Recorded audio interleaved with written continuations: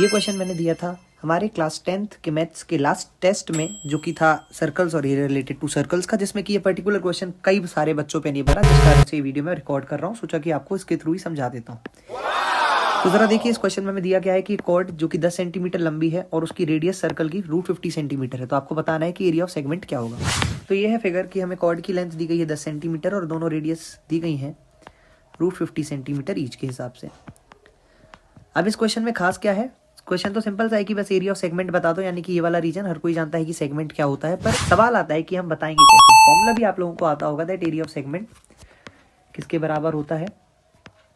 आप चाहे तो वीडियो पॉज करके एक बार पहले क्वेश्चन को ट्राई भी कर सकते हैं अगर आपसे हो जाए। लेकिन अब अगर आप एरिया ऑफ सेक्टर निकालने जाएंगे तो आपको जरूरत पड़ेगी θ/360 इंटू πr स्क्वायर के हिसाब से थीटा की। पर इस थीटा की वैल्यू क्या होगी, ये तो पूरे क्वेश्चन में नहीं दी गई है। तो क्या आप इस थीटा की वैल्यू निकालने के ऊपर दिमाग लगा सकते हैं? एरिया ऑफ ट्राइंगल भी इजीली आ जाएगा क्योंकि हमें ट्राइंगल की तीनों साइड्स मालूम है। तो हेरोन्स फॉर्मूला लगा लें आप, या आइसोसेलेस ट्राइंगल के एरिया का फॉर्मूला लगा लें। तो area of triangle is not a big deal, but area of sector to find this theta is. So how to find this theta? तो देखिए, इसमें बड़ा सिंपल सा कॉन्सेप्ट लग रहा है। अब आप ये चीज़ सुन लेंगे तो सुनने मात्र से आपको ये चीज़ याद रह जाएगी। ये जो ट्राइंगल की तीनों साइड्स हैं, इसमें जो दो साइड्स हैं, यानी कि ये जो दो इक्वल साइड्स हैं, अगर हम इनका स्क्वायर कर रहे हैं तो आप अगर ध्यान देंगे तो ये तीसरी साइड के स्क्वायर के बराबर हो रहा है।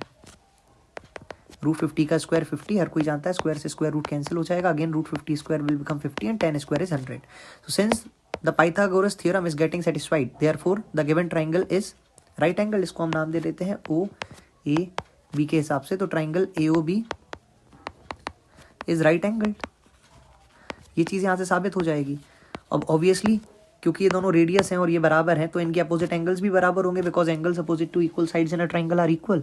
तो ये दोनों एंगल्स बराबर होने के कारण 90 डिग्री के तो हो नहीं सकते, अदरवाइज एंगल्स में प्रॉपर्टी वायलेट हो जाएगी। तो यहाँ से हमें फाइनली थीटा की वैल्यू पता चल जाएगी, जो कि होगी 90 डिग्री। और अब आप इस क्वेश्चन को इजीली सॉल्व कर सकते हैं क्योंकि हमारे पास थीटा की वैल्यू आ चुकी है 90 डिग्री।